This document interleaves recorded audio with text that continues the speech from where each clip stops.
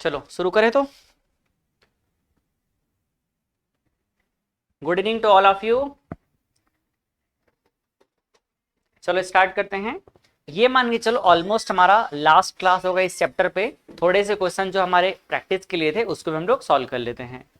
तो last class में हमने एक छोटा सा टॉपिक तो उसको भी कवर कर लिया था, एबनॉर्मल मोलर मास। और उससे पहले हमने वेंट ऑफ फैक्टर का यहाँ फॉर्मूला देखा था, इसको मैंने समराइज किया हुआ था। स्ट्रॉन्ग इलेक्ट्रोलाइट के लिए डिसोसिएशन के केस में क्या हो जाएगा, आई इक्वल टू एन, मतलब जितने टुकड़े में बटेंगे उतना ही क्या हो जाएगा, आई का वैल्यू। अगर हम वीक के लिए बात करें तो वीक के लिए क्या हो जाएगा, देखो डिसोसिएशन में अगर ए एन हमारे पास है जो कि एन ए में कन्वर्ट हो रहा है तो आई का वैल्यू हो जाएगा 1 + n - 1 अल्फा। स्ट्रॉन्ग के लिए एसोसिएशन के केस में क्या हो जाएगा, आई इक्वल टू 1/n। जबकि वीक के केस में क्या होगा, एसोसिएशन के लिए आई इक्वल टू 1 + 1/n 1/n-1 और ये हो जाएगा अल्फा। ठीक है, तो ये काम हम लोग इसको प्रैक्टिस करके याद भी कर चुके हैं, तो जस्ट इसको एक बार रिकॉल करने के लिए मैंने लगा दिया है। फिर देख सकते हो एबनॉर्मल मोलर मास क्या होता है, जब भी एसोसिएशन या डिसोसिएशन होता है तो उस केस में मोलर मास चेंज हो जाता है, या तो हाई हो जाएगा या तो लो। हाई कब हो जाएगा, जब वो हाई कब होगा, जब वो एसोसिएट हो जाएगा। और मास कम कब हो जाएगा, जब वो डिसोसिएट होगा। तो ये जो भी लोअर या हायर वैल्यू आ रहा है उसी को हम लोग बोलते हैं एबनॉर्मल मोलर मास। और इसकी वजह से क्वालिटेटिव प्रॉपर्टी में चेंजेस हो जाता है। हमने देखा पहला डिसोसिएशन के केस में, डिसोसिएशन के केस में क्या हो जाएगा, जब डिसोसिएट हो जाएगा तो साइज छोटा हो गया, मास भी क्या हो जाएगा, कम हो जाएगा। तो जो नॉर्मल मोलर मास था उससे अब एबनॉर्मल मोलर मास क्या हो जाएगा, कम हो जाएगा। ठीक है, दूसरा फिर हमने देखा एसोसिएशन के केस में जब सॉल्यूट के पार्टिकल एसोसिएट हो जाएंगे तो मास उनका क्या हो जाएगा, बढ़ जाएगा। तो abnormal molar mass normal molar mass से ज्यादा हो जाएगा। ठीक है, फिर इसके बाद हमने डिफाइन किया था वेंट ऑफ फैक्टर के फॉर्म में। तो वेंट ऑफ फैक्टर क्या होगा, इसके according normal molar mass upon abnormal molar mass दोनों का रेशियो क्या हो जाएगा, वेंट ऑफ फैक्टर हो जाएगा। इसको हम लोग एक्सपेरिमेंटली ही कैलकुलेट करते हैं। देन हमने एक छोटा सा टेबल बनाया था जहां हमने नंबर ऑफ सॉल्यूट पार्टिकल मतलब कोलिगेटिव प्रॉपर्टी और मोलर मास ऑफ सॉल्यूट में एक रिलेशन देखा था। जैसे अगर हम डिसोसिएशन की बात करें तो डिसोसिएशन के केस में क्या हो जाएगा, went of factor I greater than 1 होगा। ठीक है, और नंबर ऑफ सॉल्यूट पार्टिकल क्या हो जाएगा, डिसोसिएट होगा तो इंक्रीज हो जाएगा। और अगर डिसोसिएट हो गया तो मास और मोलर मास ऑफ सॉल्यूट का हो जाएगा, डिक्रीज हो जाएगा। तो ये देखो उल्टा रिलेशन हो गया। अगेन एसोसिएशन के केस में आई इक्वल टू लेस देन 1 होगा। क्यों, क्योंकि जब एसोसिएट होगा तो number of solute particle combine होकर के डिक्रीज हो जाएंगे, तो उस केस में मोलर मास ऑफ सॉल्यूट क्या हो जाएगा, इंक्रीज हो जाएगा। ठीक है, हमने इसको समराइज करके लिखा कि कोलिगेटिव प्रॉपर्टी, या हम कोलिगेटिव प्रॉपर्टी क्या बोल सकते हैं, नंबर ऑफ सॉल्यूट पार्टिकल्स, ये इनवर्सली प्रोपोर्शनल होगा मोलर मास ऑफ सॉल्यूट के। ठीक है, कोई दिक्कत यहां तक में। चलो नेक्स्ट हमने क्या किया, अब वेंट ऑफ फैक्टर से बाकी सबको रिलेट कर दिया। कैसे रिलेट किया, अगर आई बढ़ा तो आरएलवीपी बढ़ जाएगा, और आरएलवीपी का वैल्यू इंक्रीज हो रहा है, इसका मतलब क्या हो गया है, जो पी नॉट है वो तो फिक्स है, पी नॉट क्या है, फिक्स है, पी वन नॉट फिक्स है, तो पी वन का वैल्यू क्या हो रहा है, डिक्रीज हो रहा है। क्योंकि इंक्रीज तो हो नहीं सकता, तो क्या होगा, नंबर ऑफ सॉल्यूट पार्टिकल डालने से डिक्रीज होगा, तो वीपी ऑफ सॉल्यूशन डिक्रीज होगा। ठीक, तो आई का वैल्यू बढ़ने से वीपी ऑफ सॉल्यूशन डिक्रीज होगा। नेक्स्ट आई का वैल्यू बढ़ने से डेल्टा टी भी इंक्रीज होगा। डेल्टा टी भी इंक्रीज हो रहा है, इसका मतलब क्या हो रहा है, टीबी इंक्रीज हो रहा है। टीबी मतलब boiling point of solution increase हो रहा है। आई का वैल्यू इंक्रीज हो रहा है मतलब डेल्टा टी एफ इंक्रीज हो रहा है। और बताओ अगर आई का वैल्यू इंक्रीज होगा, सॉल्यूट पार्टिकल बढ़ेगा, तो फ्रीजिंग पॉइंट क्या होगा, और डिप्रेस होगा, तो यहाँ पर फ्रीजिंग पॉइंट कम हो जाएगा। तो फ्रीजिंग पॉइंट अगर कम हो रहा है इसका मतलब आई का वैल्यू बढ़ रहा है। इसमें बहुत सारे क्वेश्चन ऐसे बनते हैं, आपको 3-4 क्वेश्चन देगा, उसमें से वेंट ऑफ फैक्टर से रिलेट करना रहेगा। तो अगर आई का वैल्यू बढ़ा मतलब फ्रीजिंग पॉइंट कम हो जाएगा, और अगर आई का वैल्यू क्या होगा, कम होगा, तो फ्रीजिंग पॉइंट बढ़ जाएगा। उल्टा रिलेशन रहता है ना। आई का वैल्यू इंक्रीज होगा तो यहाँ पर 4th नंबर ऑस्मोटिक प्रेशर क्या हो जाएगा, ऑस्मोटिक प्रेशर इंक्रीज हो जाएगा। ठीक है, तो ये रिलेशन है। फिर हमने क्वेश्चन देखा था, इसमें मैंने एनसीईआरटी लिखना भूल गया है, लेकिन आप लोग देखना मैक्सिमम क्वेश्चन एनसीईआरटी किसमें कवर है। तो आप लोगों को जो जो क्वेश्चन मैच करते बनेगा बुक से, आप लोग तो सॉल्व कर ही रहे हो एनसीईआरटी के क्वेश्चन, तो देख लेना इसमें पैरेलली एनसीईआरटी के क्वेश्चन भी सॉल्व हो ही रहे हैं, है ना। जो जो टफ कैलकुलेशन लगेगा समझ जाना, वो सब क्या है, एनसीईआरटी के क्वेश्चन है। फिर ये स्लाइड को मैंने आप लोगों को रिकॉल कराया था, ये हमारा कोलिगेटिव प्रॉपर्टी है, जब कॉलिगेटिव प्रॉपर्टी का फॉर्मूला जब क्या होगा, आई का वैल्यू 1 रहेगा, मतलब ना एसोसिएशन होगा और ना ही डिसोसिएशन होगा। लेकिन जब एसोसिएशन या डिसोसिएशन होगा तो फिर इस तरह से हमारे फॉर्मूले में क्या हो जाएगा, आई आ जाएगा बीच में, ठीक है। इसके बाद फिर हमने क्या देखा था, प्रैक्टिस क्वेश्चन स्टार्ट हुआ था, ये सारे क्वेश्चन हो गए थे, ठीक। यहां से स्टार्ट होता है 143 से। आज के टारगेट में कितने क्वेश्चन है, 143 से स्टार्ट करके अपन चलेंगे 157 में, ठीक। बस थोड़े से ही क्वेश्चन हैं, जल्दी फटाफट कर लेते हैं इसको। बताओ इस क्वेश्चन का आंसर क्या लाए हो आप लोग। इस क्वेश्चन का आंसर है ए। क्या है क्वेश्चन, व्हाट इज द, इसका आंसर ए है, एकदम करेक्ट, ठीक है। चलो सॉल्व करते हैं इसको। What is the delta TB for 0.2 molal aqueous solution of urea, ठीक है। यूरिया के बारे में बोला गया है और मोलालिटी कितना दिया है 0.2, पूछा क्या है डेल्टा टीबी। अब बताओ डेल्टा टीबी का फॉर्मूला क्या हो जाएगा, डेल्टा टीबी आई और क्या हो जाएगा के बी इंटू एम। यूरिया है ना, तो यूरिया के लिए आई अगर ना भी लिखा चलेगा, क्योंकि यूरिया के लिए आई कितना हो जाएगा 1 हो जाएगा। तो delta TB is equal to 1 into K B कितना होगा 0.52 इंटू एम की जगह कितना 0.2 है, ठीक। कितना आ जाएगा वैल्यू, 2 से इसको मल्टीप्लाई कर देंगे तो 4 हो जाएगा, 0 हो जाएगा, 1 हो जाएगा, पीछे से 3 डेसिमल मतलब यहाँ पर हो जाएगा 0.104, ठीक। यहाँ पर क्या है, व्हाट इज डेल्टा टीबी। अच्छा मेरे को लग रहा है क्वेश्चन में थोड़ा सा मिस्टेक हो गया है, नहीं नहीं नहीं सही ऑप्शन तो है यहाँ पर, ठीक ठीक, ये हमारा करेक्ट आंसर है, ठीक है, option number A. Question numbering क्या किए थे, अच्छा क्वेश्चन का नंबरिंग रॉन्ग हो गया है ना, ठीक ठीक ठीक, एक काम करते हैं क्वेश्चन का नंबरिंग ठीक कर देते हैं अपन अभी, रुक जाओ मैं तुरंत ठीक करता हूँ इसको।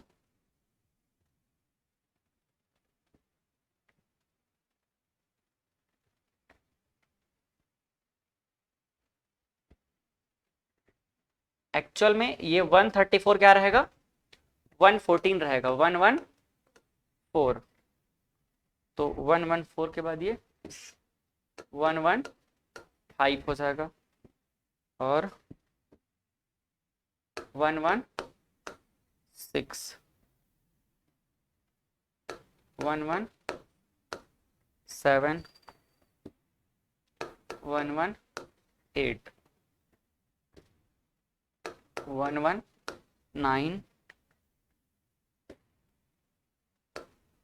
120, 121 और 122 और ये क्या हो जाएगा 123, ठीक। थोड़ा नंबरिंग में चेंजेस है, ठीक है। तो हो गया ये वाला क्वेश्चन, ये वाला कितना हो जाएगा 124। बताओ इसका आंसर क्या होगा, क्या होगा इसका आंसर, नहीं समझ आया। क्वेश्चन क्या बोल रहा है, when mercuric acid, when mercuric iodide है, क्या है mercuric iodide is added to the aqueous solution of KI, then पहला चीज तो ये है कि आपको इसका रिएक्शन क्या होगा इसका थोड़ा सा नॉलेज होना चाहिए, उसके बाद आप इसको आसानी सॉल्व कर लोगे। देखो HgI2 ये क्या है, मर्करी आयोडाइड हो गया, ठीक है। इसमें क्या ऐड कर देंगे, पोटेशियम, पोटेशियम आयोडाइड ऐड कर देंगे, तो KI ऐड कर देंगे। इसमें वाटर की प्रेजेंस में, मतलब ये कैसा सॉल्यूशन होगा, एक्वस सॉल्यूशन होगा, ठीक है। वाटर की प्रेजेंस में इसको ऐड कर देते हैं या वाटर के साथ ऐड करते हैं। तो जब इन दोनों को हम ऐड करेंगे ना तो ये आपस में डिसोसिएट नहीं होते हैं, ये एसोसिएट हो जाते हैं। क्या होते हैं ये, एसोसिएट, और आपस में कॉम्प्लेक्स कंपाउंड बना देते हैं। बस इतना इन्फॉर्मेशन इसमें पता होना चाहिए, शायद आप नहीं जानते थे इसीलिए इसको नहीं बना पाए होगे, बट हम कॉम्प्लेक्स कंपाउंड जब पढ़ेंगे तो ये सबका आइडिया अच्छे से हो ही जाता है। तो इसको मैं बता देता हूँ, जब इसको हम सॉल्व करेंगे तो इसका क्या बनेगा, ये हो जाएगा K2 और इधर हो जाएगा HgI4। HgI4 ये क्यों बनेगा, कैसे बनेगा, अभी सोचने की जरूरत नहीं है, ये कॉम्प्लेक्स कंपाउंड है, तो ये कैसे बनेगा हम लोग कोऑर्डिनेट कंपाउंड जब पढ़ेंगे ना तो वहां पर समझ आ जाता है। यहाँ मेन चीज जो समझना है वो क्या समझना है कि यहाँ पर एसोसिएशन हो रहा है। क्या हो रहा है यहाँ पर, एसोसिएशन हो रहा है, बस इतना बात आपको दिमाग पे रखना है। जब ये दोनों आपस में कंबाइन हुए हैं तो क्या बन रहा है, यहाँ पर एसोसिएशन हो रहा है। ठीक, इसका हल्का लॉजिक आप ऐसे भी लगा सकते हो, ये भी I2 है, ये भी I है, तो समझ लो यहाँ पर सेम चीज, तो डिस्प्लेसमेंट तो होगा नहीं, इसीलिए क्या होगा यहाँ पर एडिशन रिएक्शन हो जा रहा है, यहाँ पर ऐड हो जा रहा है। ठीक, अब एसोसिएशन अगर हो रहा है इसका मतलब I का वैल्यू क्या हो जाएगा, I का वैल्यू कम हो जाएगा। जब I का वैल्यू कम हो गया तो बताओ डेल्टा टीबी का वैल्यू क्या हो जाएगा, डेल्टा टीएफ का वैल्यू क्या हो जाएगा। फ्रीजिंग पॉइंट के बारे में क्वेश्चन ने पूछ रहा ना, तो यहाँ पर ये क्या हो जाएगा, डेल्टा टीएफ डिक्रीज हो जाएगा। I का वैल्यू डिक्रीज तो डेल्टा टीएफ डिक्रीज, और डेल्टा टीएफ अगर डिक्रीज हो रहा है इसका सीधा सा मतलब है टीएफ क्या हो रहा है, इंक्रीज। और नॉर्मल तरीके से भी समझ सकते हैं, I इंक्रीज मतलब नंबर ऑफ सॉलिड पार्टिकल कम हो रहा है। अब जब सॉलिड पार्टिकल कम होगा तो फ्रीजिंग पॉइंट में डिप्रेशन क्या होगा, कम हो जाएगा, तो डिप्रेशन कम होगा मतलब टेम्परेचर इंक्रीज करेगा, बॉल फ्रीजिंग पॉइंट क्या होगा, इंक्रीज करेगा। तो कौन सा ऑप्शन आ जाएगा, फ्रीजिंग पॉइंट इज रेज्ड। समझ आया कि नहीं, तो यहाँ पर टीएफ क्या हो रहा है, इंक्रीज हो रहा है, फ्रीजिंग पॉइंट बढ़ जाएगा। कोई दिक्कत समझने में इसको, ठीक। नेक्स्ट इस क्वेश्चन को बताओ 125 क्या होगा,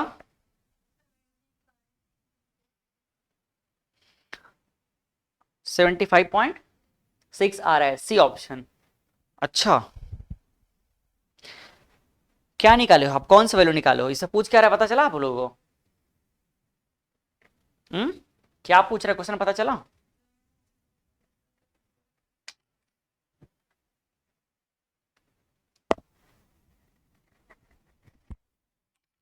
देखो ये क्वेश्चन ना थोड़ा सा अटेंशन मांग रहा है, मतलब कुछ नया चीज सिखाने वाला है आपको। ये क्वेश्चन में बोल क्या रहा है समझते हैं, एक बार पढ़ते हैं। 24 ग्राम ऑफ C2O2CH4, ये हमारे पास एक ऑर्गेनिक कंपाउंड है, is dissolve in 100 gram of water. 100 gram water में इस ऑर्गेनिक कंपाउंड को डिजोल्व किया गया, ठीक है।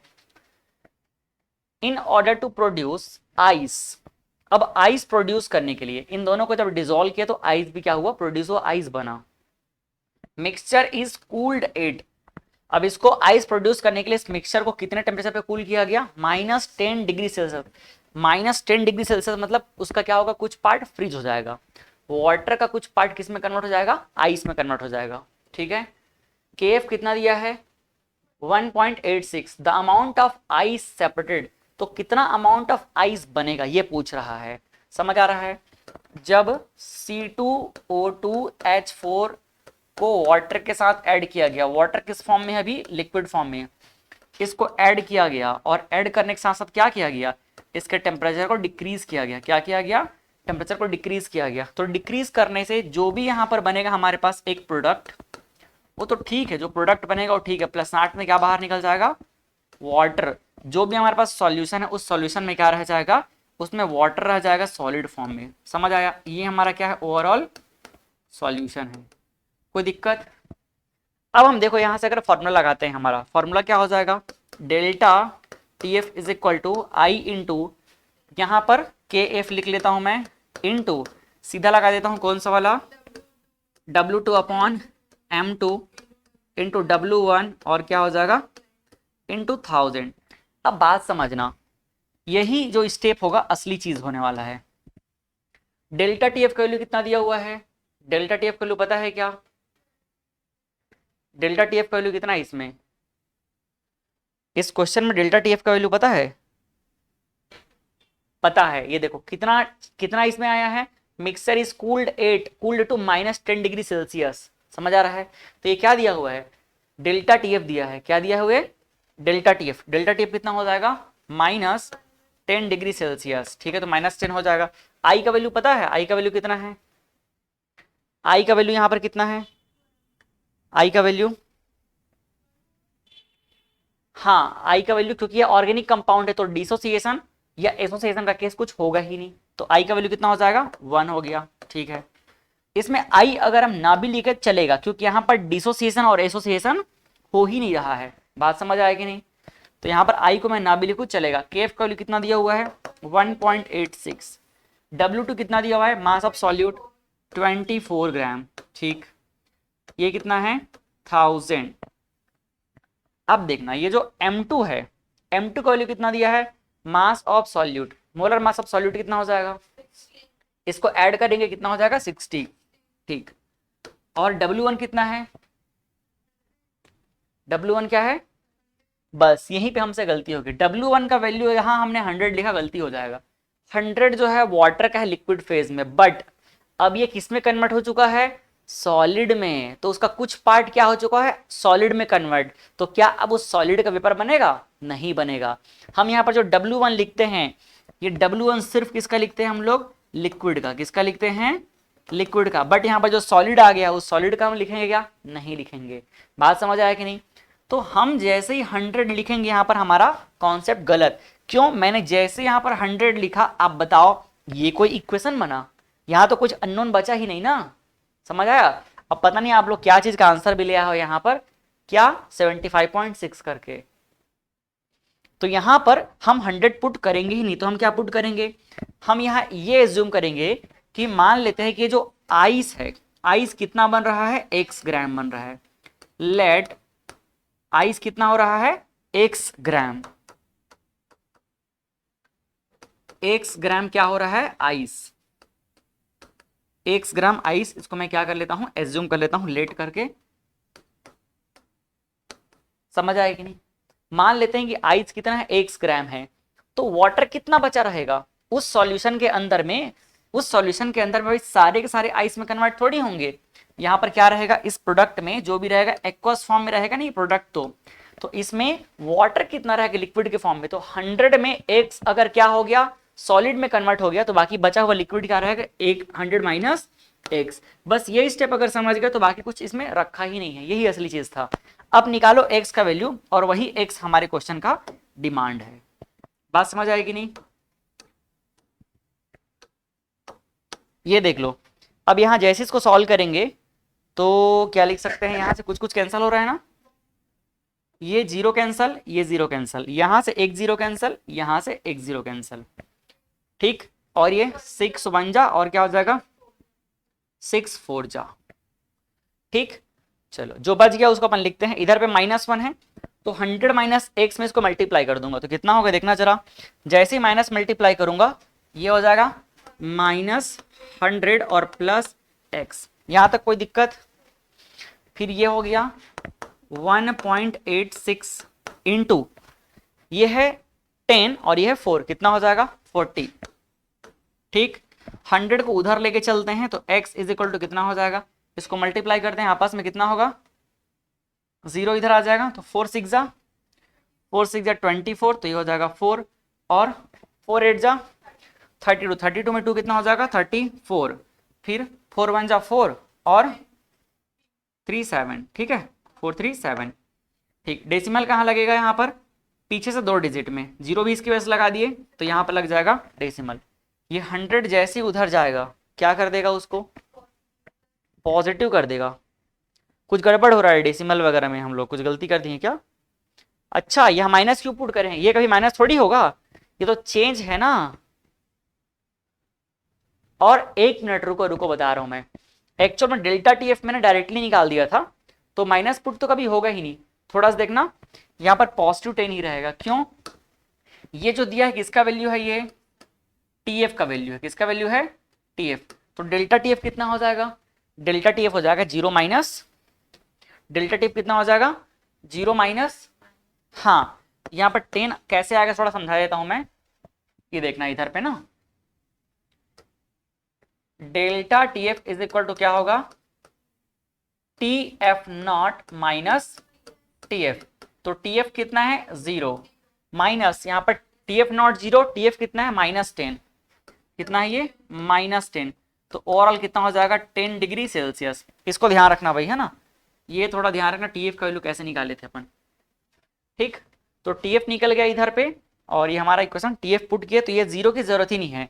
अगर 0 को हम वापस हटा देंगे तो देखो यहाँ पर क्या हो जाएगा 100 माइनस x, यही रह जाएगा। ठीक, अब मैं अगर इस 100 को उधर लेकर के जाऊंगा, या x को उधर लेके जाऊं और बाकी सबको इधर लेकर के आ जाऊंगा, तो देखना क्या होगा ना। इसको एक काम करते हैं, ऐसे ही रखते हैं 100 माइनस एक्स और मल्टीप्लाई किए थे, कितना आया था 74.40। ठीक, इसको इधर ले आते हैं, एक्स को उधर ले आते हैं, तो फाइनली एक्स इक्वल टू कितना हो जाएगा 100 माइनस 74.40, तो एक्स का वैल्यू आ जाएगा कितना 25.6 ग्राम। ये है किसका क्वांटिटी, आइस का। किसका क्वांटिटी है ये, आइस का। तो हमारा आंसर क्या हो जाएगा, ऑप्शन नंबर ए। कोई दिक्कत समझने में? बस यहाँ एक ही चीज इंपॉर्टेंट था कि हम W1 की जगह पर डायरेक्टली 100 पुट नहीं कर सकते। क्यों नहीं कर सकते, क्योंकि 100 ग्राम टोटल वाटर था लिक्विड फेज में, बट जैसे ही टेम्परेचर कम किया गया तो कुछ पार्ट क्या बन जाएगा, सॉलिड बन जाएगा। तो हम सॉलिड को यहाँ पर थोड़ी लिखते हैं, हम तो सिर्फ सॉल्वेंट को लिखते हैं।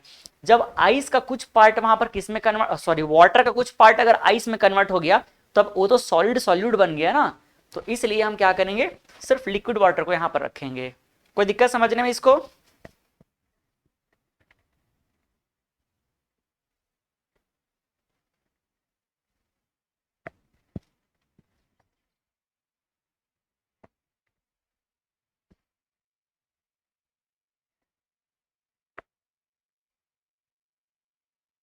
क्यों भाई, किसी की दिक्कत तो नहीं है ना?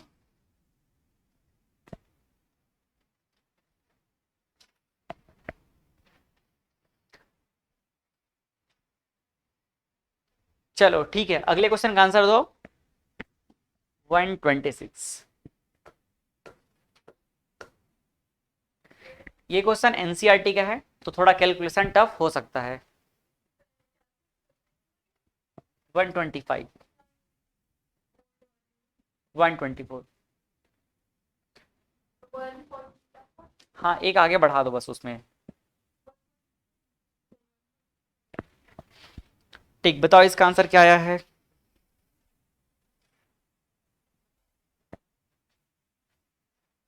क्या आया भाई इसका आंसर बताओ, थोड़ा कैलकुलेशन टफ हो सकता है।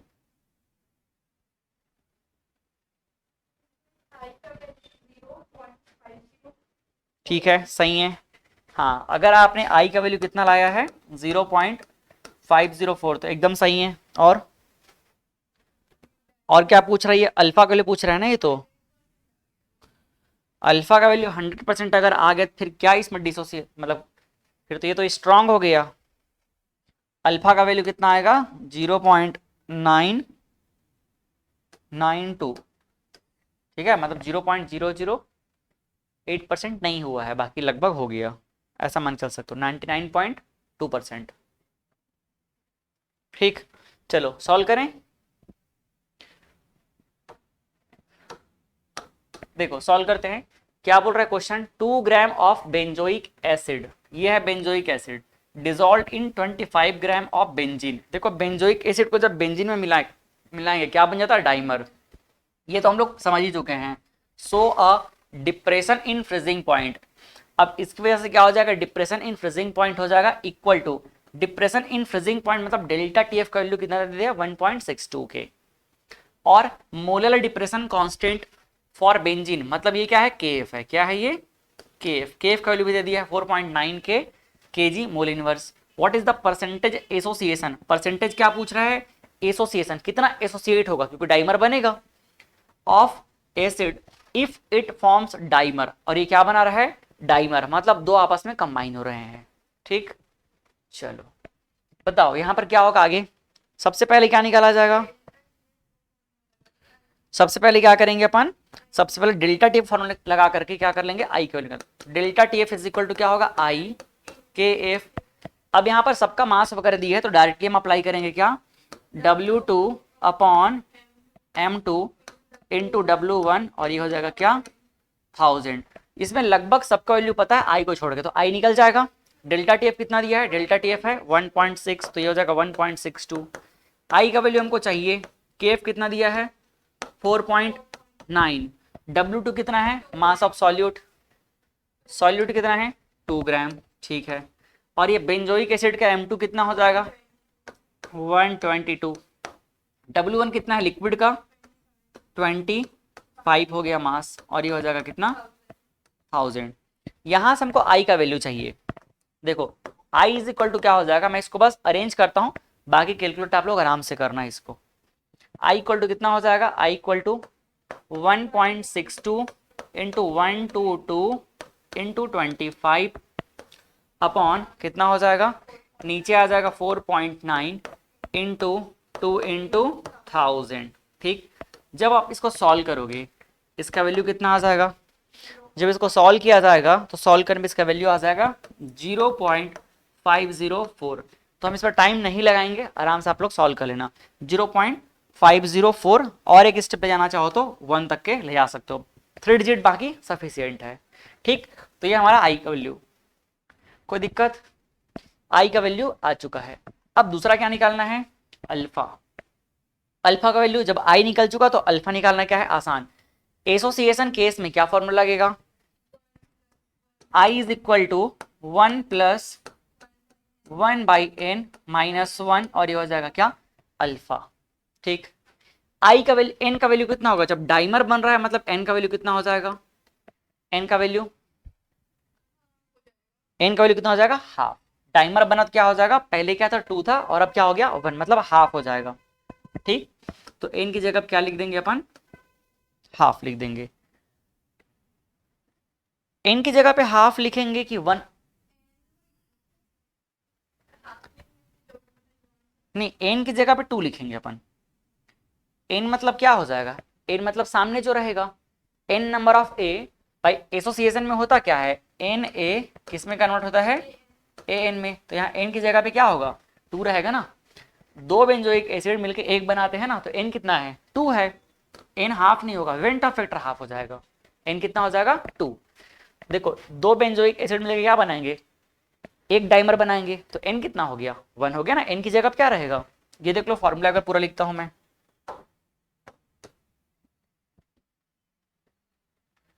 यहां पर 2C6H5COOH, ये क्या बनाएंगे, C6H5 और COOH, यहां पर कितना हो जाएगा, ट्वाइस। कोई दिक्कत, एन की जगह कितना है 2। चलो फॉर्मूला हम पुट करते हैं वैल्यू, तो आई का वैल्यू पता चल गया है।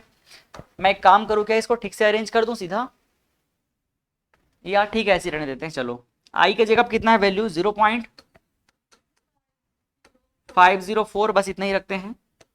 1 प्लस एन की जगह कितना हो जाएगा 2, तो हो जाएगा 1/2 माइनस 1 और ये हो जाएगा क्या, अल्फा। कोई दिक्कत, इस 1 को इधर ले आते हैं।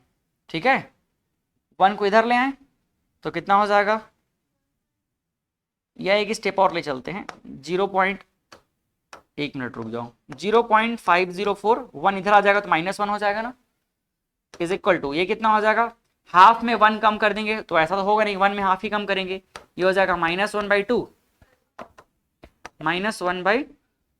और ये हो गया अल्फा। इसको सॉल्व किया जाएगा, कितना हो जाएगा, ये सॉल्व करने पे हो जाएगा, ये माइनस में आएगा आंसर जो भी रहेगा, क्योंकि 1 निगेटिव है, तो ये हो जाएगा 0. एक काम करो 1000 में 504 कम कर दो, कितना हो जाएगा, 1000 में 504 कम करोगे तो इसका हो जाएगा 6, इसका हो जाएगा 9 और ये क्या हो जाएगा 4। सही है ना। ठीक, डेसिमल कहाँ लगा देंगे, यहाँ पर, तो ये हो जाएगा 0.496 और यहाँ पे कितना हो जाएगा, जैसे मैं इसको लाऊंगा तो ये 2 हो जाएगा और इसका वैल्यू क्या रहेगा, माइनस अल्फा। माइनस माइनस को तो पहले प्लस कर देते हैं, तो अल्फा का वैल्यू कितना हो जाएगा, डबल करने पे इसको 0.992। ये मिल गया फ्रैक्शन में, बट हमें किस में चाहिए, परसेंटेज, हमें चाहिए परसेंटेज में। तो परसेंटेज क्या करेंगे हम,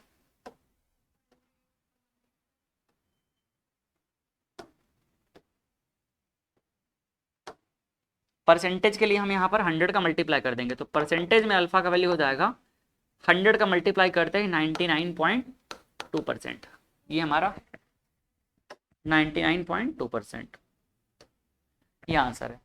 कोई दिक्कत, ठीक। तो कैलकुलेशन थोड़ा सा, वैल्यू थोड़ा सा टफ दिया गया है कैलकुलेट करने के पर्पज से, बट कॉन्सेप्ट तो इजी है, समझ आ गया।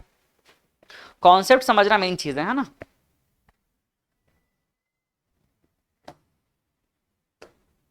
127 नंबर क्वेश्चन, बताओ इसका आंसर क्या होगा, क्या रहा है 3. 3.3 ग्राम, ठीक है, सही आंसर है। हाँ 3.37। Determine the amount of CaCl2, यहाँ पर वेंट फैक्टर आई पहले से दे दिया, I equal to 2.47, dissolve in 2.5 litre of water such that क्या लिखा है, सच दैट इट्स, ये क्या है, इट्स लिखा है ये, such that it's osmotic pressure is 0.75 atm at 27 degree Celsius. 27 degree से मतलब रूम टेम्परेचर पे, ठीक। क्वेश्चन में क्या दिया हुआ है, क्वेश्चन में दिया हुआ है कि भाई आपके पास ऑस्मोटिक प्रेशर का वैल्यू इतना है और वेंट ऑफ फैक्टर इतना है, वॉल्यूम भी दिया 2.5 लीटर, टेम्परेचर भी दे दिया है, पूछ क्या रहा है, डिटरमाइन अमाउंट ऑफ CaCl2 मतलब W2, क्या निकालना है इसमें, W2 निकालना है। चलो तो अपन पाई का वैल्यू लगाते हैं, पाई इज इक्वल टू क्या हो जाएगा, I और क्या हो जाएगा CRT, ठीक। T कितना है, T है 27 डिग्री सेल्सियस, 27 का मतलब कितना हो जाएगा 300 केल्विन, 300 केल्विन पे R और T का वैल्यू कितना हो जाता है 25, तो सर 25 पुट कर देंगे। देखो पाई की जगह क्या हो जाएगा, पाई ही रखते हैं, पाई की जगह वैल्यू दिया है ना, तो पाई की जगह कितना रख देंगे 0.75 इंटू आई की जगह कितना हो जाएगा 2.47, सी की जगह कितना हो जाएगा, कंसंट्रेशन है ना, मोलैरिटी है, तो ये हो जाएगा W2 अपॉन M2 इंटू क्या रहेगा VL, लीटर में वैल्यू है तो हम लोग VL ही रख देते हैं, 1000 का मल्टीप्लाई करने की जरूरत ही नहीं पड़ेगा।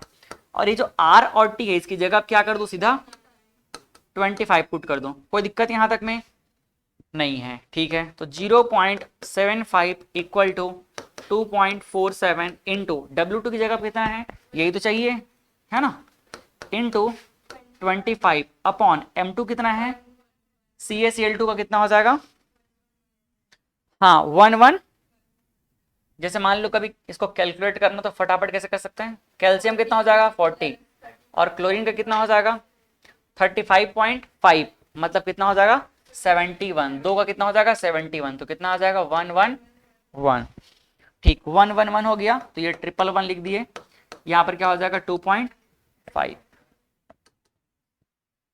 ये 2.5।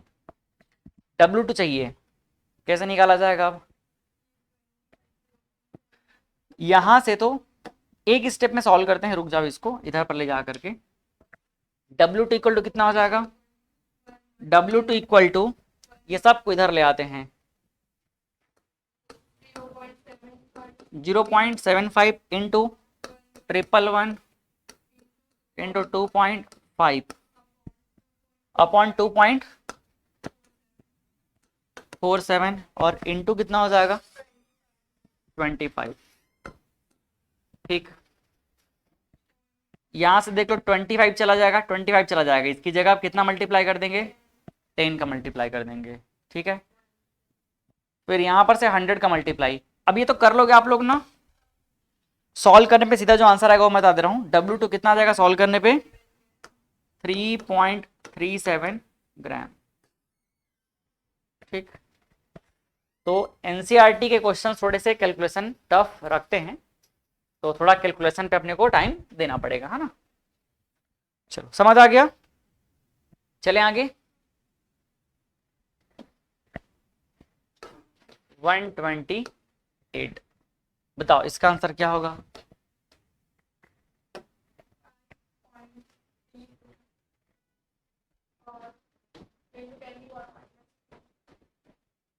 क्या होगा यूनिट,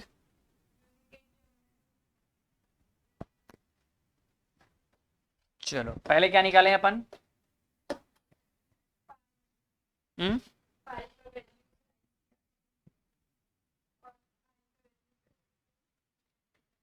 देखो determine the osmotic pressure of a solution prepared by dissolving 25 mg of K2SO4 in 2 liter of water at 25 degree Celsius, assuming that it is completely dissociated, ठीक। ये हमारे पास K2SO4 एक क्या है, इलेक्ट्रोलाइट है जिसको डिसॉल्व किया जाएगा, किसमें डिसॉल्व किया जाएगा वाटर में, और डिसॉल्व करने पे कंप्लीटली डिसोसिएट हो जा रहा है, जब कंप्लीटली डिसोसिएट हो जाएगा तो I इज इक्वल टू क्या हो जाएगा n, n का वैल्यू कितना है 2k और SO4 1, तो टोटल 3 हो जाएगा। ये मिल गया I का वैल्यू। ठीक है, फिर इसके बाद पूछ क्या, डिटरमाइन द ऑस्मोटिक प्रेशर चाहिए ना, तो पाई का सीधा फॉर्मूला लगाते हैं। पाई इज इक्वल टू क्या होगा, आई सी आर टी। सी कंसंट्रेशन पता है क्या, नहीं पता है, निकाल लेते हैं। आर और टी का वैल्यू कितना हो जाएगा, आर का वैल्यू इस बार कितना दिया है, आर का वैल्यू जो भी हमको पता रहता है, और टी का वैल्यू कितना दे दिया है, 298 दे दिया है। चलो वैल्यू पुट करते हैं इसको। यहां पर मैं सी की जगह पे सीधा वैल्यू पुट करता हूं, तो आई हो जाएगा सी आर टी है ना, तो एक काम करता हूं, आई की जगह आई और सी की जगह कितना हो जाएगा, W2 upon M2 into litre में दिया है क्या वैल्यू, तो VL ही रखते हैं, तो VL हो जाएगा। और R की जगह पे R रखता हूँ, T की जगह पे T। ठीक, चलो वैल्यू पुट करते हैं। पाई इज इक्वल टू हो जाएगा, I की जगह पे 3 हो जाएगा, W2 कितना दिया हुआ है 25 मिलीग्राम है ना, तो 25 इंटू 10 की पावर -3 ग्राम हो जाएगा। R की जगह कितना हो जाएगा 1/12 पुट करते हैं ताकि कैलकुलेशन इजी हो जाएगा, और टी की जगह कितना हो जाएगा, केल्विन में 298 पुट कर देंगे। ठीक है, नेक्स्ट क्या हो जाएगा, मास M2, M2 क्या है, M2 हमारे पास K2SO4, K2SO4 कितना हो जाएगा 176। K2SO4 का निकाल लेते हैं, देखो K2SO4 पोटेशियम का कितना हो जाएगा, SO4 का कितना होता है, SO4 का होता है 96 और K2 का कितना हो जाएगा 80, अच्छा 40 40 80 हो जाएगा। ठीक, तो कितना हो जाएगा ये 176। ठीक है, तो 176 हो गया, और VL कितना है 2 है। अब बस टाइम पास करना है, इसको थोड़ा सॉल्व करना है, मेहनत करना पड़ेगा, है ना, थोड़ा मेहनत करना पड़ेगा, फिर आंसर तो आ जाएगा। कर लोगे, मेहनत छोड़ दी इसको, जब इसको सॉल्व करोगे, एनसीईआरटी का क्वेश्चन है, थोड़ा सा टाइम देना पड़ेगा, तो आंसर आ जाएगा 5.36 इंटू 10 की 5.32 इंटू 10 की पावर -3, और यूनिट क्या रहेगा इसका ATM में। ध्यान रखना, आप लोगों को एग्जाम में बैठना है तो आप लोगों को कैलकुलेशन करना पड़ेगा। मैं जैसे स्किप कर रहा हूं, ऐसे खाली लिख के स्किप नहीं करना रहेगा, है ना। और नीट की बात करें तो वो थोड़ा सा कैलकुलेशन सोच समझ के देता है, एनसीईआरटी का जो क्वेश्चन है उसका कैलकुलेशन थोड़ा टफ रहता ही है। तो अच्छा बात है, हम टफ का प्रैक्टिस किए रहेंगे तो हमको आसान वाला जल्दी बन ही जाएगा। 129। ठीक है भाई, बताओ इस क्वेश्चन का आंसर क्या होगा, इसका आंसर। हाँ, आई का वैल्यू 1.0 और एक डिजिट कितना होगा, 2 डिजिट निकाले हो 1.03, और इसके बाद फिर क्या चाहिए, और एक डिसोसिएशन कांस्टेंट ऑफ एसिड का मतलब क्या है, के क्या चाहिए, के होता है ना, डिसोसिएशन कांस्टेंट ऑफ एसिड मतलब के, और आई का मतलब वेंट ऑफ फैक्टर, तो वेंट ऑफ फैक्टर क्या हो जाएगा आई। ये 2 चीज पूछा है। ठीक, के मतलब क्या है, अच्छा ये इक्विलिब्रियम जो हम लोग पढ़े हैं ना, वहां से के मिल जाएगा। क्या होता है, C alpha square upon 1 minus alpha 1 minus alpha 1 minus alpha ही होता है ना, 1 माइनस अल्फा इसका होल स्क्वायर कहाँ होता है, 1 माइनस अल्फा।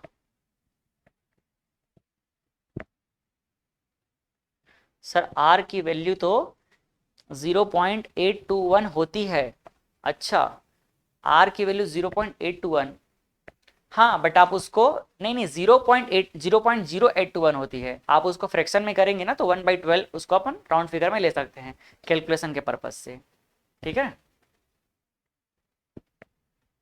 क्या नाम है, लीजेंड गेमर। अच्छा ठीक है, चलो एक बार सॉल्व करते हैं। एनसीईआरटी का क्वेश्चन है, कैलकुलेशन थोड़ा सा समझना पड़ेगा, है ना, थोड़ा सा टफ रहेगा।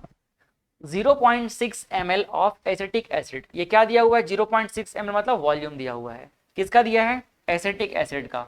हैविंग डेंसिटी, और डेंसिटी दे दिया है। तो यहाँ वॉल्यूम और डेंसिटी दे के वो मास बताना चाह रहा है। यहाँ पर यही इंपॉर्टेंट चीज समझना है। ये डेंसिटी दिया और क्या दिया है? डेंसिटी और वॉल्यूम दोनों को मिला के क्या लेंगे हम लोग? मास निकालेंगे। तो एक तरीके से एसिटिक एसिड का मास दे दिया है। Is dissolve in 1 litre of water. Water का क्वांटिटी मतलब वॉल्यूम ऑफ जो वाटर है कितना दे दिया है? 1 लीटर दे दिया है। The depression in freezing point observe for this strength of acid was 0.0205 degree Celsius. और क्या दिया है? डेल्टा टीएफ दे दिया है। क्या दिया है? डेल्टा टीएफ का value. Calculate went of factor I, और दूसरा the dissociation constant for acid के ए। ये दोनों निकालना है। ठीक, तो सबसे पहले हम एक काम करते हैं। क्या? पहले हम निकाल लेते हैं आई। आई कैसे निकलेगा? आई निकालने के लिए अपन एक काम करते हैं।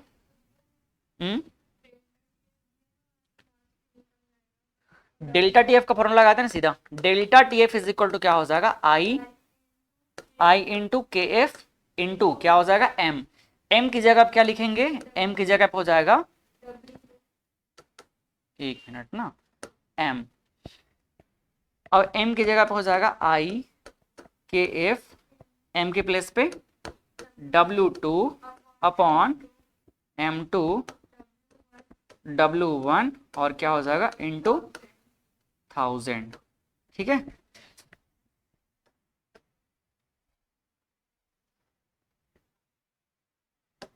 डेल्टा टीएफ कितना है? डेल्टा टीएफ है 0.025। अच्छा 205 है ना, 205। ठीक, इसके बाद क्या हो जाएगा? आई का वैल्यू निकालना पड़ेगा। आई का वैल्यू तो पूछा है क्वेश्चन में, तो आई को मैं आई रख लेता हूं। और क्या हो जाएगा? के एफ इज इक्वल टू, के एफ कितना दिया है? के एफ कितना दिया है? के एफ पता है क्या? वाटर के लिए तो वाटर के लिए पता रहता है कितना होता है? 1.86। W2 कितना है? W2 हमको निकालना पड़ेगा। W2 कैसे निकलेगा? Density into volume into density. तो मैं यहां पर लिख देता हूं W2 का वैल्यू। देखो W2 इज इक्वल टू क्या होगा? Density into volume. डेंसिटी कितना है? 1.06 इंटू वॉल्यूम कितना है? 0.6। सॉल्व करेंगे कितना आ जाएगा? 0.36 ना, 0.636। ठीक, चलो अब इस वैल्यू को पुट कर देते हैं। और किस में आएगा? इसका यूनिट किस में होगा? ये ml ml ml कैंसिल हो गया तो क्या आ जाएगा? ग्राम में ही आएगा। ठीक है, 0.636 यहाँ पर क्या हो जाएगा? 1000, और अपॉन में देख लो M2 की जगह कितना हो जाएगा? एसिटिक एसिड का मॉलिक्यूलर मास 60 हो गया। ठीक है, W1 कितना है? W1 मतलब mass of solvent. Mass of solvent कितना दिया है? 1 लीटर। 1 लीटर मतलब 1 लीटर मतलब क्या है? 1 लीटर मतलब 1000 ml। ठीक, इसको अपन ग्राम में कन्वर्ट कर लेंगे तो क्या हो जाएगा? ये 1000 ml, क्योंकि प्योर वाटर का डेंसिटी कितना मान के चलते हैं? 1। ठीक, नेक्स्ट ये 1000 इस 1000 से कैंसल हो गया। अब बाकी को सॉल्व किया जाएगा। जब सॉल्व करेंगे तो आई का वैल्यू कितना आ जाएगा? आई का वैल्यू जब सॉल्व करेंगे तो कट फिट के फाइनली बच रहा है कितना?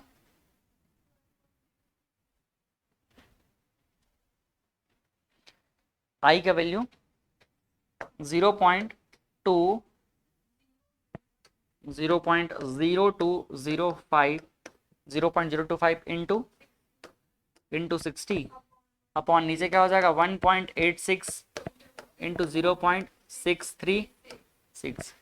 इसमें कोई गड़बड़ी नहीं क्यों ना आप लोग? 636। ठीक है, हाँ सही है। इसको सॉल्व करने पे आंसर आ जाएगा 1.039। ये है वेंट ऑफ फैक्टर का वैल्यू। समझ आया? इसको सॉल्व कर लेना, कैलकुलेशन थोड़ा सा टाइम लेगा, इसलिए हम लोग क्या लिख दिया 1.039। ठीक, नेक्स्ट अगला क्या चाहिए, अगला चाहिए के एफ का वैल्यू, के का वैल्यू, क्या चाहिए के का वैल्यू। अब के का वैल्यू कैसे निकाला जाता है बताओ। के ए इज इक्वल टू होता है, के इज इक्वल टू क्या होता है, C alpha square upon 1 minus alpha, जहां हम लोग 1 माइनस अल्फा को वेरी डाइल्यूट सॉल्यूशन के लिए 1 माइनस अल्फा को इग्नोर करके क्या लिख देते हैं, अल्फा लिख देते हैं, है ना। एक्चुअल में ये सी अल्फा स्क्वायर होता है कि सी, हाँ ठीक है सी अल्फा स्क्वायर सही है, ठीक, क्योंकि यहां पर क्या आता है सी और सी, यहां पे कॉमन निकल जाएगा, सी अल्फा माइनस, ठीक, कोई दिक्कत। अब वैल्यू पुट कर लेते हैं, बताओ क्या हो जाएगा। के इज इक्वल टू सी की जगह पे कंसंट्रेशन कितना दिया हुआ है, कंसंट्रेशन मतलब मोलैरिटी, क्या निकालना पड़ेगा, मोलैरिटी। तो मोलैरिटी कैसे निकलेगा यहाँ पर, number of moles of solute, या फिर क्या बोल सकते था मास से चेंज कर लें, यहाँ पर हो जाएगा number of moles of solute, कहाँ है 0.6 ml कंसंट्रेशन,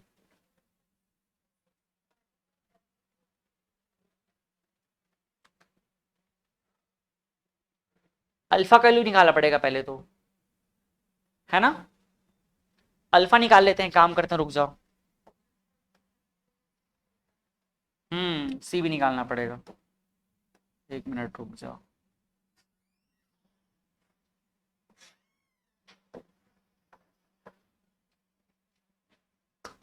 चलो पहले बताओ अल्फा कैसे निकाला जाएगा। अब यहां पर ये हो रहा है डिसोसिएट, क्या हो रहा है ये डिसोसिएट, तो डिसोसिएट होगा तो कितना आ जाएगा, I is equal to 1 plus N minus 1 alpha, N कितना हो जाएगा, डिसोसिएट होकर के अगर वो ब्रेक भी होगा तो एन तो 2 ही होगा, एक तो CH3CO और एक हो जाएगा H+, तो इसके लिए n का वैल्यू कितना आ जाएगा, 2 पार्ट में ब्रेक होगा तो ये हो जाएगा 2, तो यहाँ से क्या लिख सकते हैं 1 प्लस 2 माइनस 1, सीधा क्या लिख दो 1, तो 1 इंटू अल्फा कितना हो जाएगा, अल्फा हो जाएगा बस, है ना। आई का वैल्यू कितना है, आई का वैल्यू हमारे पास 1 पॉइंट, यानी कि अल्फा इक्वल टू सीधा क्या हो जाएगा, alpha equal to I minus 1, I की जगह कितना है वैल्यू, आई की जगह 1.039 माइनस 1, तो आंसर आ जाएगा 0.039, ये मिल गया आई का अल्फा का वैल्यू।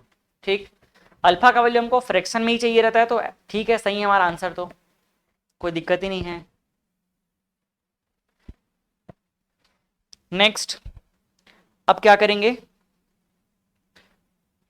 के में सी का वैल्यू पुट कर लेते हैं डायरेक्ट, बताओ सी कैसे निकलेगा,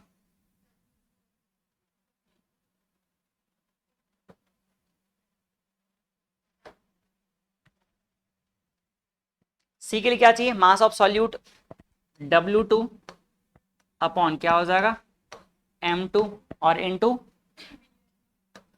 VL हो जाएगा, अल्फा को अल्फा रख लेते हैं, लीटर में दिया है कि ml में दिया हुआ है, लीटर में दिया हुआ है, अच्छा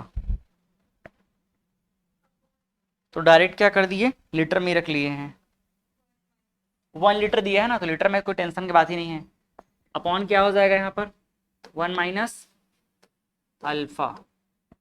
चलो मैं इस फॉर्मूले को लेकर चलता हूँ, अगले स्लाइड में इसको पुट करेंगे।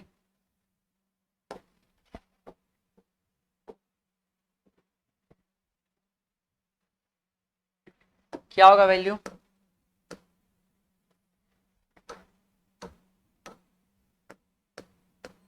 के इज इक्वल टू W2 की जगह कितना हो जाएगा 0.0636 इंटू अल्फा की जगह कितना हो जाएगा, ये सबको नीचे ला दूं क्या, यहां पर अगर हम इसको ठीक से डिजाइन करें कितना हो जाएगा W2 into alpha upon M2 into VL और क्या हो जाएगा 1 माइनस अल्फा। ठीक, तो ये अल्फा की जगह कितना हो जाएगा 0.039, कोई दिक्कत 0.039 हो गया। इसके बाद क्या हो जाएगा M2 की जगह कितना हो जाएगा 60, एसिटिक एसिड का कितना हो जाएगा 60, इसका मोलर मास कितना हो जाएगा 60, ठीक। और VL कितना है 1 है, 1 माइनस अल्फा, 1 माइनस अल्फा मतलब कितना हो जाएगा 1 माइनस अल्फा, तो 1 माइनस 0.039। अब कैलकुलेशन पे थोड़ा काम करना पड़ेगा है ना। के ए इज इक्वल टू कितना हो जाएगा 0.636 इंटू 0.039 अपॉन 60 इंटू ये कितना हो जाएगा, एक काम करो ना, इसको अपन 1000 में 1 कम कर देते हैं, 1000 में 39 कम कर देते हैं, कितना हो जाएगा 1000 में 39 कम करेंगे तो कितना होगा, अगर 40 कम करेंगे तो 9 कितना हो जाएगा 960, तो उसमें एक बढ़ा दो तो 961, 961 कितना हो जाएगा 0 पॉइंट, सही है, कितना हो जाएगा 0.961 हो गया, ठीक। अब इन दोनों को मल्टीप्लाई करना पड़ेगा, ठीक है। देखो मल्टीप्लाई करते हैं, के ए इज इक्वल टू इन दोनों को मल्टीप्लाई, कैलकुलेटर का हम यूज कर लेते हैं थोड़ा सा।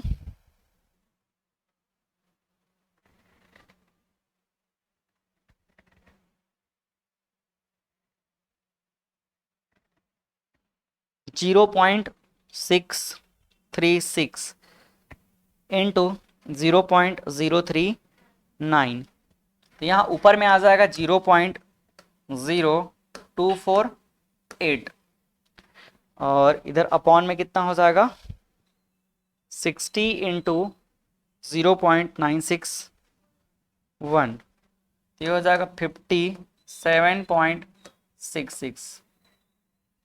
के का फाइनल वैल्यू 0.0248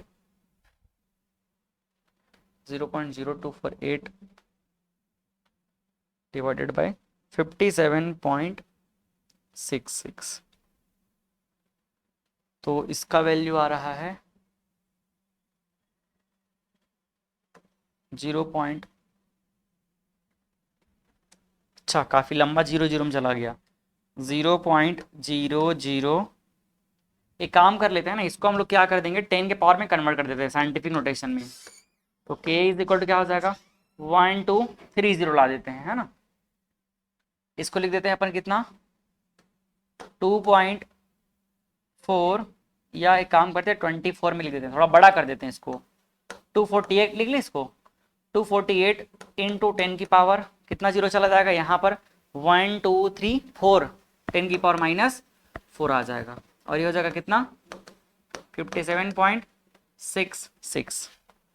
अब इसको डिवाइड करते हैं, 248 डिवाइडेड बाय 57.66, तो इसका आंसर आ रहा है k is equal to finally 4.301 into 10 के पावर -4, ये आ गया k का वैल्यू, ठीक है।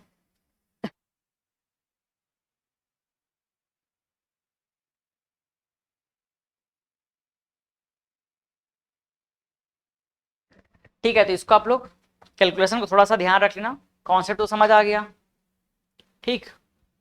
चलो अगला क्वेश्चन देखो, ये क्वेश्चन नंबर 130 है, इसका आंसर बताओ 130।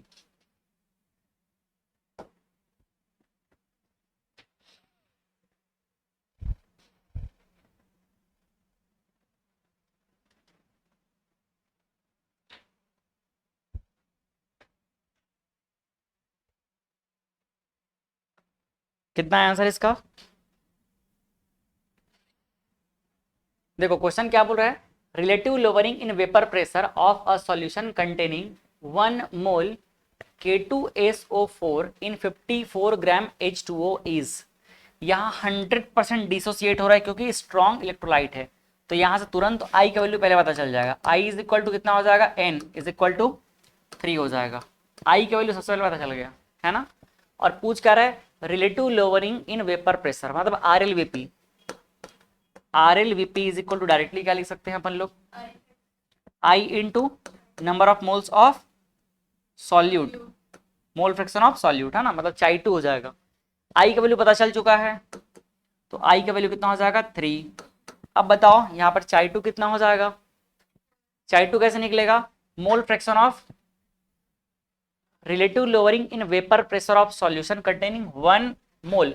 अच्छा, सॉल्यूट क्या हो जाएगा, number of moles of solute 1 upon solute plus solvent, solvent का कितना हो जाएगा, यहाँ पर नंबर ऑफ मोल निकाल लें वाटर का, वाटर का कितना हो जाएगा नंबर ऑफ मोल, यहाँ पर नंबर ऑफ मोल कितना हो जाएगा, 1 मिनट ना, तो ये हो जाएगा N2 upon N1 plus N2, detail में लिख देता हूँ एक बार मैं फॉर्मूले को। तो यहाँ से इक्वल टू क्या हो जाएगा 3 इंटू N2 की जगह पे 1 हो जाएगा, और यहाँ N1 कितना हो जाएगा, मास अपॉन मोलर मास, तो 54 अपॉन 18 प्लस कितना हो जाएगा 1, ठीक, इज इक्वल टू 3 इंटू 1 का 1 रहेगा, और इधर पर कितना हो जाएगा 18 1 जा और 18 3 जा, तो 3 + 1 4, तो ये हो जाएगा 4। तो फाइनली आंसर कितना हो जाएगा 3/4। तो आंसर क्या है 3/4, मतलब ऑप्शन नंबर सी।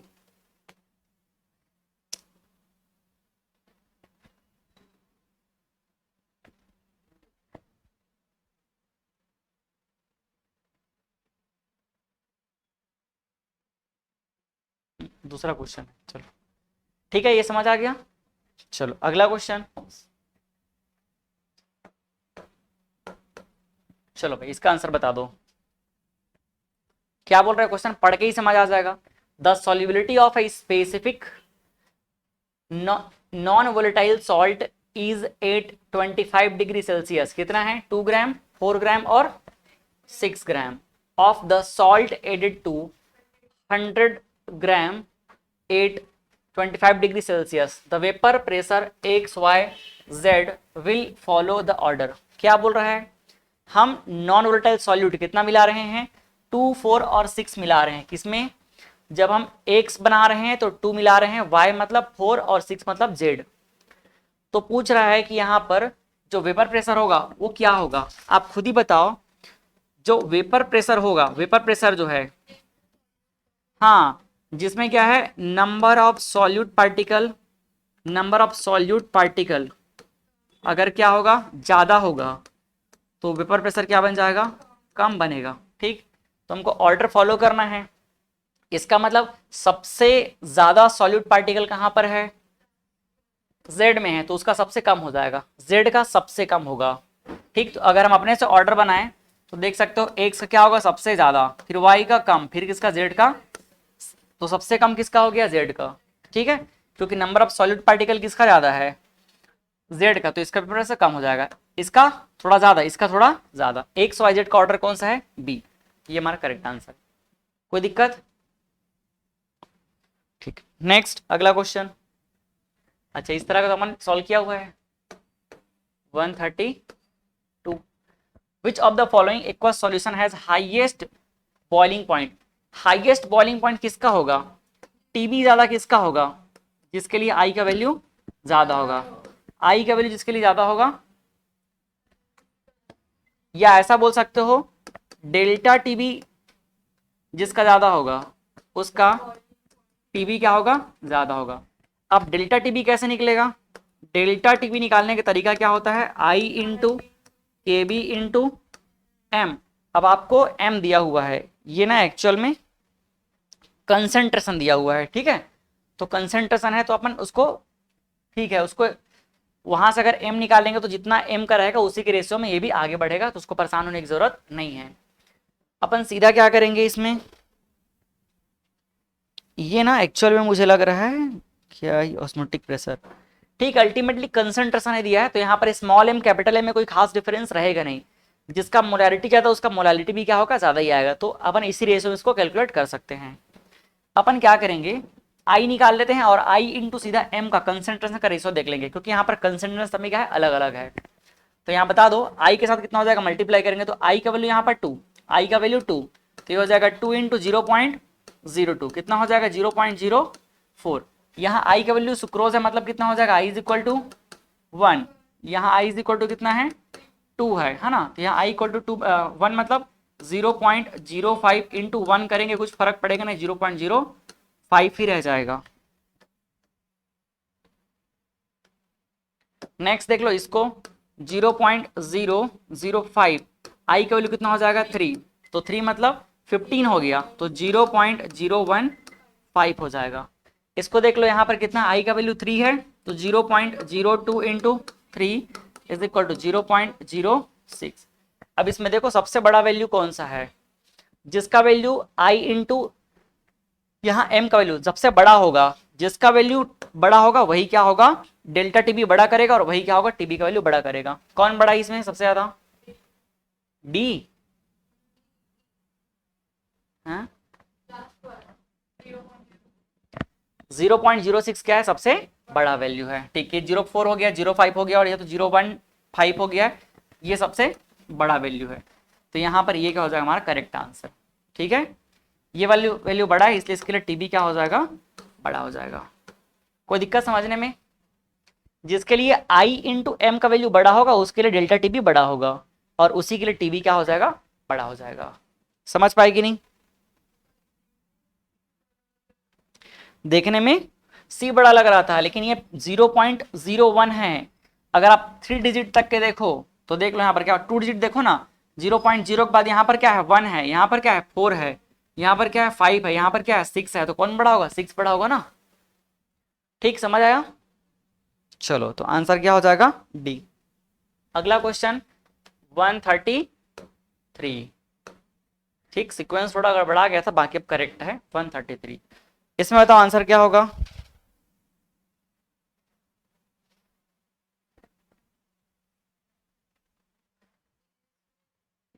बड़ा सिंपल क्वेश्चन है, select from the following that has highest osmotic pressure.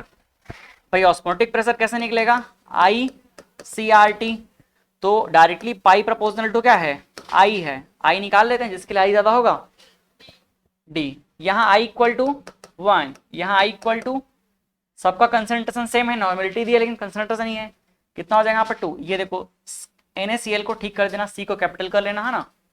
यहाँ आई का वैल्यू कितना हो जाएगा 3, यहाँ आई का वैल्यू कितना हो जाएगा 3Na और एक PO4 कितना हो जाएगा 4, तो ये हमारा डी आंसर। अगला क्वेश्चन, ये एनसीईआरटी का है, तो थोड़ा सा कैलकुलेशन क्या रहेगा इसका, टफ रहेगा है ना।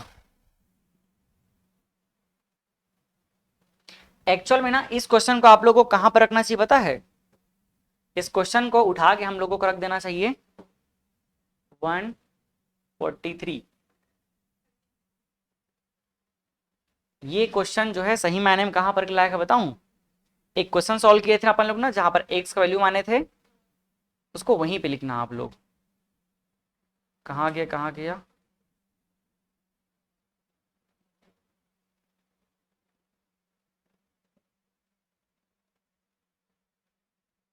ये क्वेश्चन 125 के बाद रखना इस क्वेश्चन को है ना। तो सीक्वेंस आप लोग अरेंज कर लेना, गड़बड़ाया मत करके, मैं डायरेक्टली उठा देता हूँ।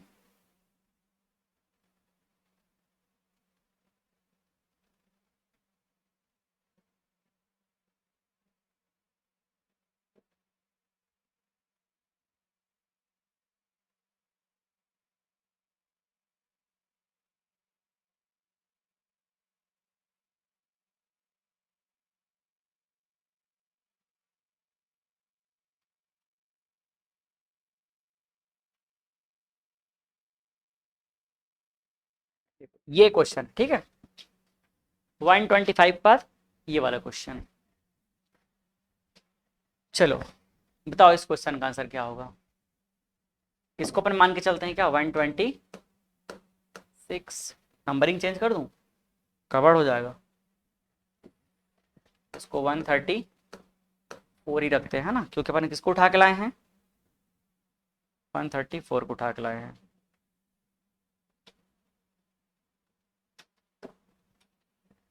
ये हो जाएगा 135। ठीक, बताओ इसका आंसर क्या होगा।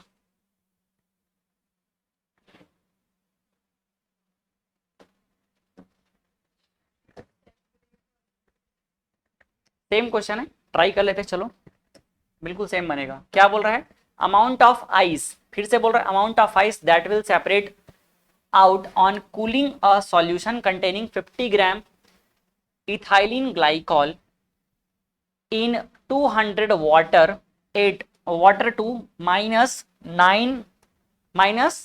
9.3 डिग्री सेल्सियस। मतलब आपको क्या दिया हुआ है, TF। क्या दिया हुआ है, TF।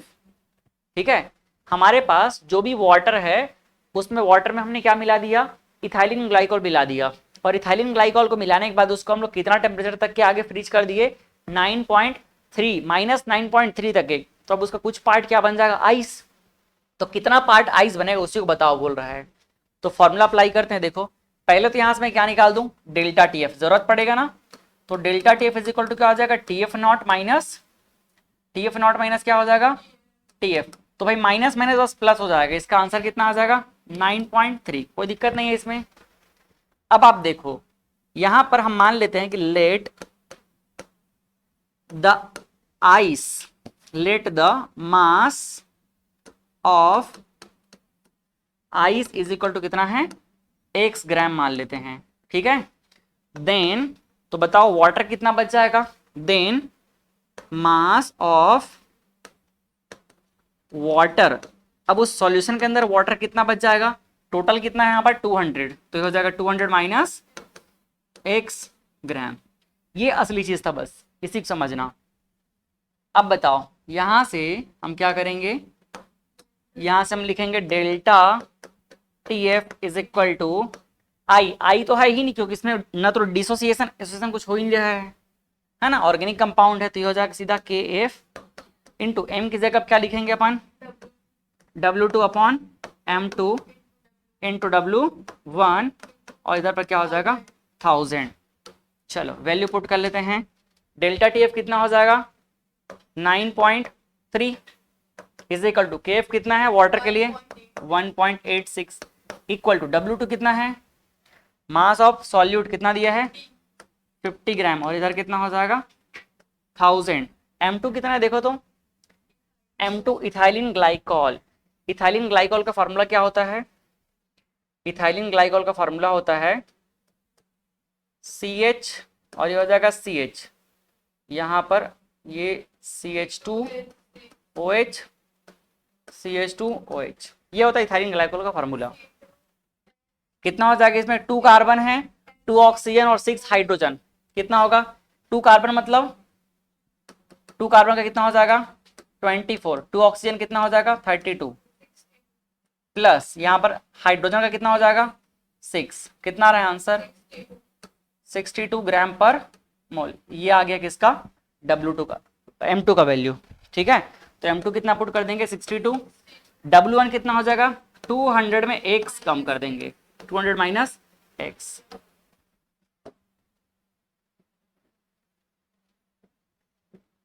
समझ आ गया।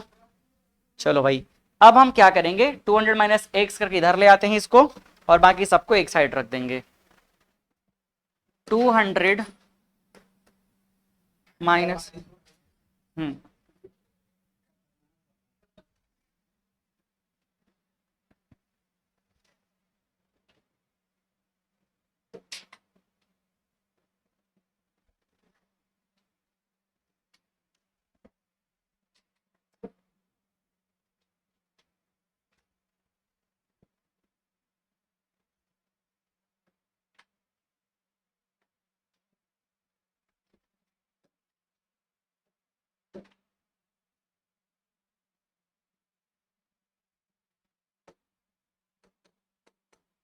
ठीक। चलो 200 माइनस x हो जाएगा, इसको भी थोड़ा खिसका लेता हूं मैं, जगह अच्छे से बन जाएगा। 200 माइनस x इक्वल टू, बाकी सब उधर ले चलते हैं। कितना लिखेंगे बताओ फटाफट, 1.86 इंटू 50 इंटू कितना हो जाएगा 1000 अपॉन कितना हो जाएगा 62 इंटू कितना हो जाएगा 9.3।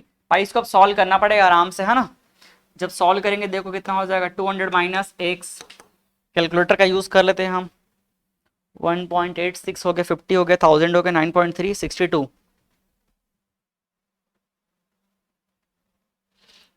ठीक, अब जब हम इसको सॉल्व करेंगे तो वैल्यू कितना आ जाएगा, इसका वैल्यू आ रहा है 161.3। ठीक, तो फाइनली x इक्वल टू कितना आ जाएगा, x इक्वल टू आ जाएगा 200 माइनस 161.3 और x का वैल्यू यहाँ से आ जाएगा 38.7। ये हमारा आंसर है। कहाँ है 38.7, ऑप्शन नंबर ए। कोई दिक्कत समझने में? ठीक, कॉन्सेप्ट समझ आया ना, कैलकुलेशन तो हो जाएगा, कोई दिक्कत की बात नहीं है। ठीक है, चलो नेक्स्ट। अब ये क्वेश्चन अपन चलते हैं सीधे।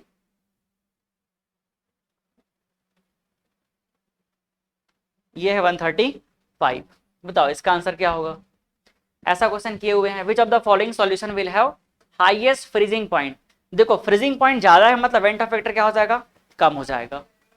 सबका कंसेंट्रेशन सेम है, बस आई निकाल लेते हैं। I is equal to 2, I is equal to 3, I is equal to Fe और Cl3 कितना हो जाएगा 4, आई इज इक्वल टू 2 और 3 5, तो आई इज इक्वल टू 5। देखो फ्रीजिंग पॉइंट जो होगा आई के वैल्यू के डायरेक्टली प्रोपोर्शनल क्या होता है, डेल्टा TF, और उसके इनवर्सली प्रोपोर्शनल क्या होता है, फ्रीजिंग पॉइंट। समझ आया कि नहीं? ठीक, तो जिसके लिए आई का वैल्यू क्या होगा, सबसे कम होगा, उसके लिए फ्रीजिंग पॉइंट में डिप्रेशन क्या होगा, ज्यादा हो, मतलब डिप्रेशन कम होगा। आई का वैल्यू जितना ज्यादा डिप्रेशन उतना ज्यादा, मतलब बॉइलिंग पॉइंट उतना कम हो जाएगा। लेकिन आई का वैल्यू जितना कम उतना कम डिप्रेशन, मतलब आई का वैल्यू फ्रीजिंग पॉइंट क्या हो गया, बढ़ गया। तो depression in freezing sorry highest freezing point किसका होगा, जिसके लिए आई का वैल्यू सबसे कम रहेगा। आई का वैल्यू अगर कम है तो फ्रीजिंग पॉइंट क्या हो जाएगा, इंक्रीज हो जाएगा। कोई दिक्कत? कहाँ है आई का value come, 2। Option number A क्या है, करेक्ट आंसर है। चलो नेक्स्ट अगला क्वेश्चन 136। बताओ इसका आंसर क्या होगा। If P1 is osmotic pressure 0.1 m KCl concentration है एंड P2 का ऑस्मोटिक प्रेशर कितना है, P2 जो ऑस्मोटिक प्रेशर है किसका, 0.1 m of acetic acid, then P1 और P2 में कौन ज्यादा होगा पूछ रहा है। दो अलग अलग सॉल्यूशन है, पहला किसके साथ में है, KCl के साथ में, और दूसरा क्या है, एसिटिक एसिड के साथ में। तो आप बताओ दोनों में ऑस्मोटिक प्रेशर किसका ज्यादा होगा। पाई का वैल्यू क्या होता है, ICRT, तो डायरेक्टली किस पे डिपेंड करेगा, पाई प्रोपोर्शनल टू आई। आई का वैल्यू किसके लिए ज्यादा होगा, यहां देखो KCl मतलब स्ट्रॉन्ग इलेक्ट्रोलाइट, आई का वैल्यू कितना हो जाएगा, N इक्वल टू 2। लेकिन ये क्या है, एसिटिक एसिड वीक है ना, तो यहां पर N का वैल्यू तो 2 आएगा।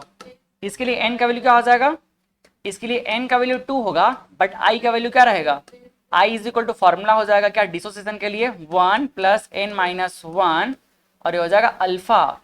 तो भाई यहाँ पर एसिटिक एसिड के लिए किसी भी हालत में I का जो वैल्यू होगा क्या हो जाएगा, I का वैल्यू लेस देन 2 ही रहेगा। तो I का वैल्यू यहाँ पर एसिटिक एसिड के लिए 2 हो गया और KCl के लिए 2 हो गया, तो I किसके लिए ज्यादा हो गया, KCl के लिए ना, मतलब फर्स्ट के लिए।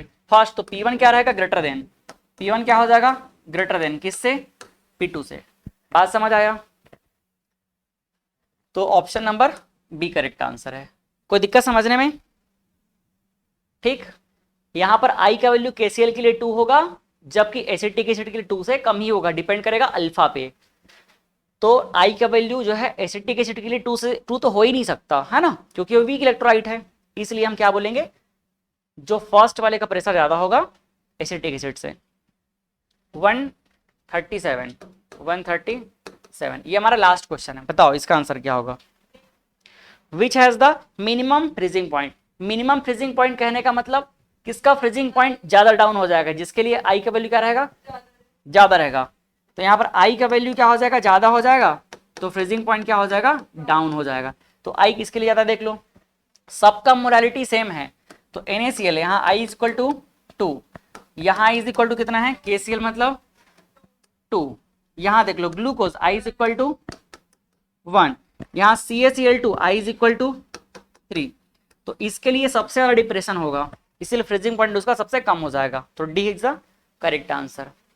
कोई दिक्कत? ठीक, तो हमने सारे क्वेश्चन सॉल्व कर लिए भाई, सारा क्वेश्चन हमारा सॉल्व हो गया। ठीक है, आप लोग ना एक काम करना, मैं इस क्वेश्चन को एक काम करता हूँ, उसको हटाता नहीं हूँ, उसी जगह पे रख देता हूँ, क्योंकि फिर आप लोगों को सीक्वेंस बिगड़ जाएगा। तो 35 के बाद यहाँ पर 34 में ला देता हूँ वापस।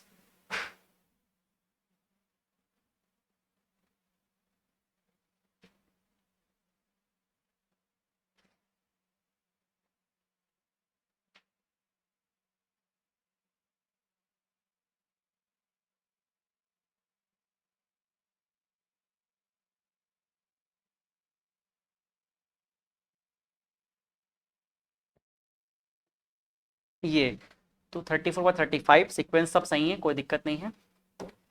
तो सारे क्वेश्चन खत्म और ये हमारा चैप्टर भी फिनिश हो गया। तो अब अगले इसके टेस्ट के लिए प्रिपेयर्ड रहना। चलो ठीक है फिर, बाय बाय, थैंक यू।